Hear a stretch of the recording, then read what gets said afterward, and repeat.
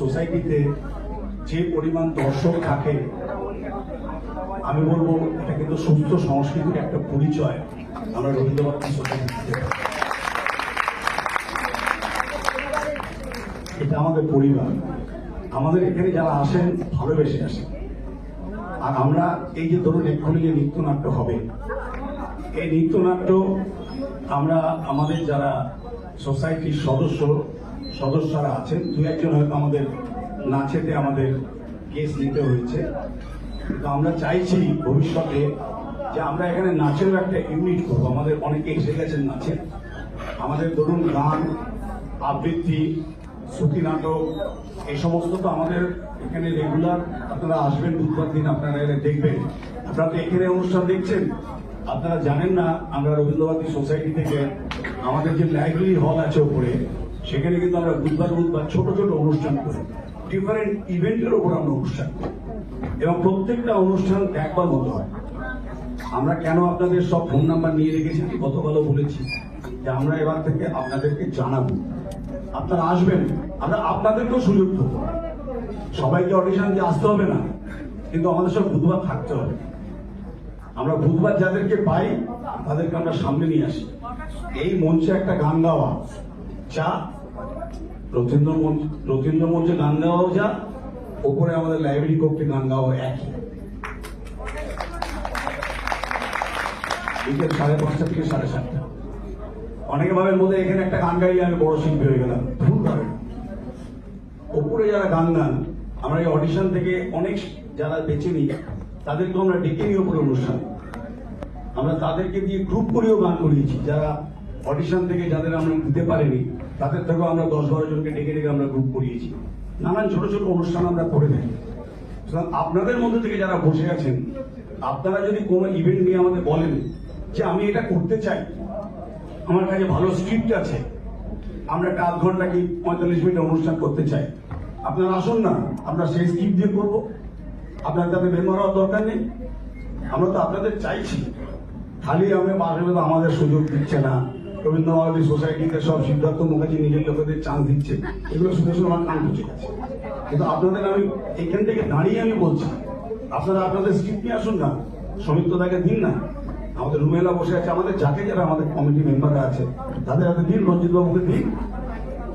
আমরা সেই স্ক্রিপ্টের উপর প্রমাণ করবো, আপনাদের নিয়ে করবো, কথা দিচ্ছি। কিন্তু আপনারা সেটা চাইবেন না, আপনারা চাইবেন এই মঞ্চে একটা গান গাইব, তার জন্য আমি সব করতে রাখি। আর না পেলে বললো আমায় কেন ডাকলেন না, আমি এত সাল থেকে গান গাইছি, আমি অত সাল থেকে গান গাইছি, আমি এখানে এত প্রোগ্রাম করেছি। আমার যদি মোবাইলটা খুলে দেখাই, আজকেও 3টে ফোন এসেছে। আমি কি আপনাদের এখনই আপনাদের মনে হচ্ছে এরপর আমার বাবা 1 ঘন্টা তো বসে শুনতে হবে, কটা বাজে দেখুন ঘড়িতে। এরপর যদি আমি আরো 10 জন শিল্পীকে দিতাম, কটা হতো? এই অঙ্কটা কেউ জানে না, আমরা জানি, কারণ আমরা এই অঙ্কটা রেগুলার করি। একটা অনুষ্ঠান করার আগে আমরা ঠিক করি কখন সেটা শেষ হবে, কখন আপনারা বাড়ি যাবেন। এই যে এরা দুজন আছে, এরা কিন্তু ভাবছে এত এত কথা বলছে, আমাকে ছেড়ে দিলে ভালো হয় বাড়িতে। উনি খর্দায় থাকে, হাওড়ায়, এরাও ভাবছে যে কখন সিদ্ধার্থ মুখার্জি আমাদের যেতে বলবে, একটা ফুল ধরিয়ে না করিয়ে। যাই হোক, আমি একটু বকবক করে নিলাম। এখান থেকে এক ভদ্রলোক বলছিলেন, আমার সামনেই বসে আছে, উনি বলছিলেন যে যখন আমাদের বক্তব্য রাখা হচ্ছিল, হয়তো কেউ বলেনি, একটু বেশি কথা বলেছেন, তার বেশি কথা মানে ভালো কথাগুলো বলছিলেন, সময়টা যাচ্ছে তো তিনি শুনছেন। আমি আমার সামনে আমাদেরকে তাকিয়ে আছে, তারা আমাকে উনি বললেন যে এটা কিছু কন্ট্রোল তো করা উচিত।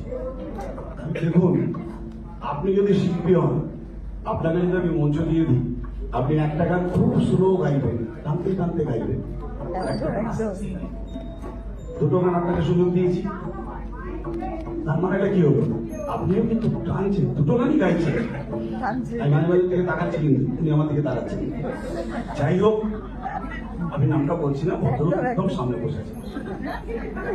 এটা হচ্ছে ঘটনা, যারা অর্গানাইজ করেন তাদের এইগুলো নোট করে নিন।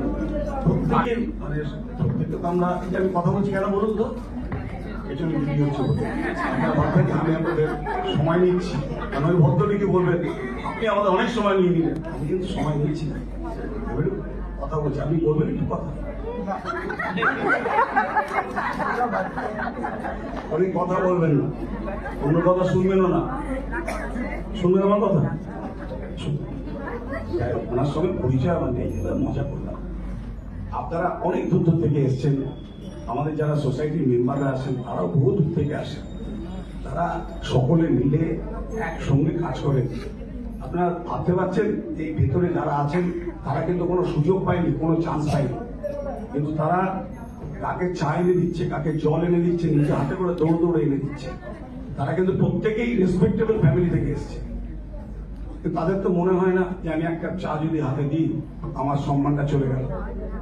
কারণ আমরাও তো করি, আমরাও অসুবিধা নেই, আমি হাতে করে চা দিই, চায়ের পেটা ফেলে দিই, এই সময় তো তা ফেলি না আমরা। আমাদের কিন্তু কোনো সম্মানে লাগে না, কারণ কি আমরা সকলকে ভালোবেসে নিজেদের